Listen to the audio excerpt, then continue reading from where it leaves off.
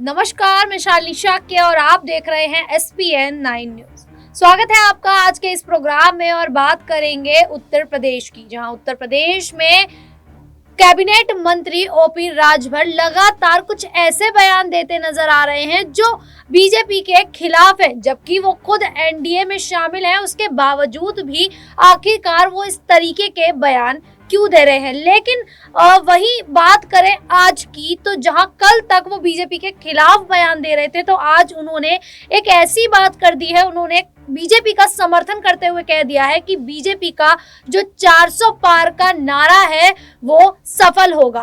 तो इस तरीके से कुछ ही घंटों में आखिरकार ये बदलाव अचानक से आना, आखिर ऐसा क्या हो जाता है?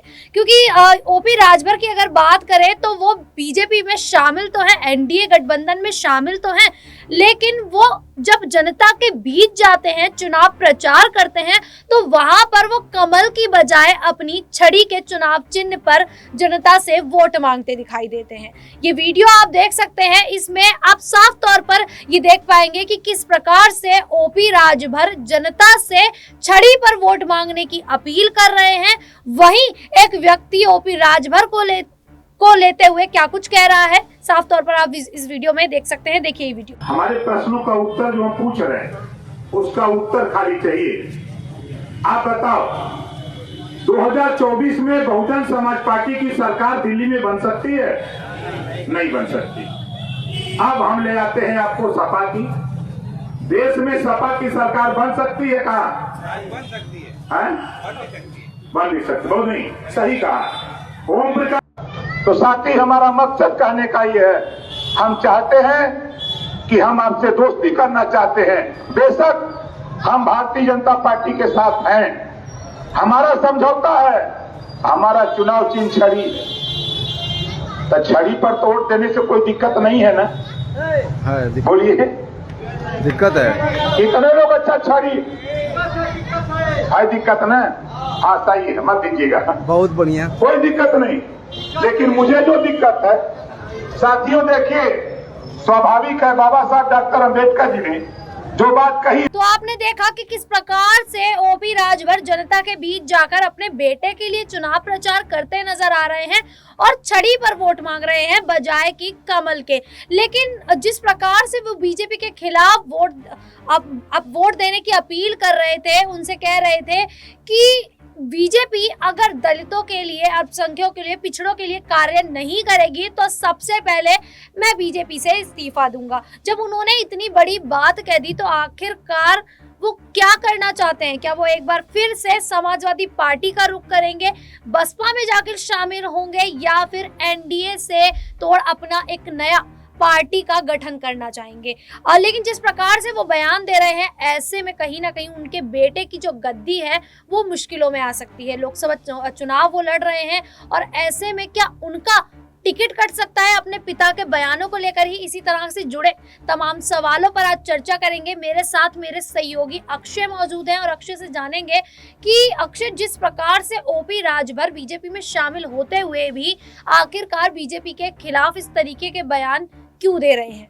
जी बिल्कुल, यहाँ पर देखिए खिलाफ बयान कहा जाए, ओपी राजभर के बयानों पर कहा जाए क्यों आ रही हैं, इसका जवाब तो मुझे लगता है ओपी राजभर भी नहीं दे पाएंगे।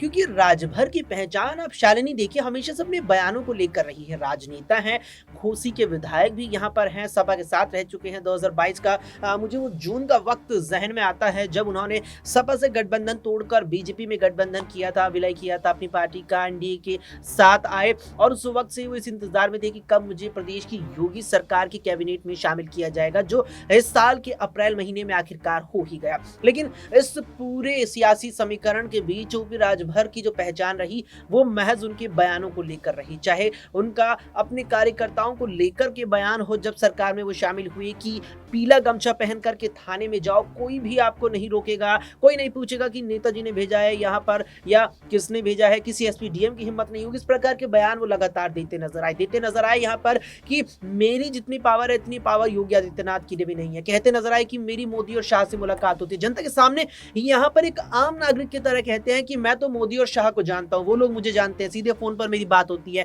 तो कुल मिलाकर के ओपी राजभर की जो पहचान है वो केवल उनके बयानों से और उन बयानों से जिन बयानों आपको कुछ सिर पैर ही नजर नहीं आता। आपने जिक्र किया उस बयान का जिसमें वो कहते नजर आए कि अल्पसंख्यकों के खिलाफ अगर बीजेपी जाती है तो मैं उससे गठबंधन तोड़ दूंगा। अब देखिए, भारतीय जनता पार्टी ऐसा कोई भी यहाँ पर कदम नहीं आज तक उठाती नजर आई और ना ही उठाएगी। वहीं अगर ओपी राजभर को लेकर देखा जाए शालिनी, तो वो यहाँ पर गठबंधन तो तोड़ सकते हैं भाजपा के साथ, लेकिन उस स्थिति में तोड़ेंगे जब उन्हें ये लगेगा कि बीजेपी प्रदेश में कमजोर पड़ रही है, बीजेपी सत्ता में कमजोर पड़ रही है, तब जाकर के वो बीजेपी से अपना गठबंधन तोड़ लेंगे। इसके अलावा वहां पर जो बयान उन्होंने दिया कि अल्पसंख्यकों के खिलाफ काम होगा, ऐसी स्थिति में वो किसी भी हालत में बीजेपी से गठबंधन तोड़ने नहीं वाले हैं। देखिए अक्षय, जिस प्रकार से ओपी राजभर ने पहले तो बीजेपी के खिलाफ तमाम बयान दे डाले, उसके बाद उन्होंने आखिर में ये बात कह दी कि जो बीजेपी की जो एनडीए की ओर से 400 पार का नारा दिया जा रहा है वो सफल होगा। तो क्या ऐसे में ये कह सकते हैं कि ओपी राजभर घबरा गए हैं कि कहीं उनके बेटे का टिकट ना कट जाए घोसी से? जी देखिए, नहीं, इस बात की भी शालिनी कोई संभावना नजर नहीं आती, क्योंकि अगर आप गौर करेंगे उत्तर प्रदेश की 80 सीटों में से भारतीय जनता पार्टी 74 पर चुनाव लड़े, जिसके बाद 2 सीटें उन्होंने आरएलडी को पश्चिम उत्तर प्रदेश में दी है, 2 सीटें उन्होंने अपना दल सोनेलाल की अनुप्रिया पटेल को दी है, 1 सीट इन्हीं ओपी राजभर को दी है और 1 सीट संजय निषाद को दी है। हालांकि संजय निषाद की जो सीट है उस पर जो चुनाव चिन्ह है वो भाजपा का है, लेकिन ओपी राजभर के खाते में जो घोसी विधानसभा नहीं, माफ कीजिएगा, घोसी लोकसभा सीट जो आई है उस पर यहाँ चुनाव चिन्ह इन्हीं का ओपी राजभर का ही रहेगा।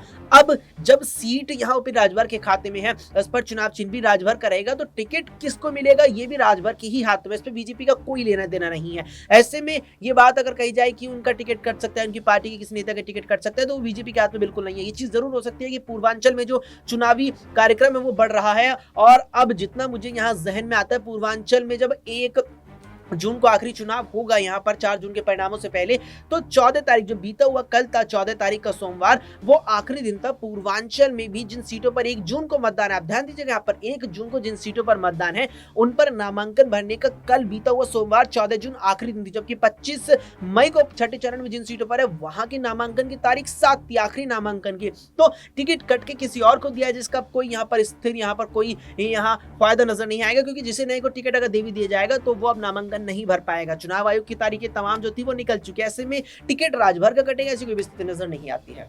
आपको बता दें कि जिस प्रकार से ओपी राजभर तमाम बयान दे रहे थे बीजेपी को खिलाफ, तो ऐसे में कह सकते हैं कि ये उनकी नाराजगी है, क्योंकि ओपी राजभर लगातार बीजेपी से गाजीपुर सीट की मांग कर रहे थे, लेकिन कहीं ना कहीं बीजेपी की ओर से इसकी सहमति नहीं जताई गई और गाजीपुर की सीट ओपी राजभर को देने से बीजेपी की ओर से साफ मनाही कर दी गई। अब ऐसे में कह सकते हैं कि कहीं ना कहीं इस लोकसभा सीट को लेकर ओपी राजभर बीजेपी से नाराज हैं, खफा होते दिखाई दिए थे, लेकिन जिस प्रकार से उन्होंने तमाम बयान दिए हैं, कहीं ना कहीं अपने बेटे की मुश्किलें तो वो बढ़ा ही सकते हैं। अब देखना होगा कि आखिरकार ओपी राजभर करते क्या है, क्योंकि वो लगातार बयान देते हैं, सपा के खिलाफ बयान देते हैं, बीजेपी में रहते हुए बीजेपी के खिलाफ बयान देते हैं। तो क्या कुछ हो सकता है उनको लेकर, ये तो आने वाला समय ही बताएगा। बाकी 4 जून को जो रिजल्ट आएंगे उसमें तमाम चीजें सामने आ जाएंगी। फिलहाल के लिए इतना ही, देखते रहिए SPN9 न्यूज।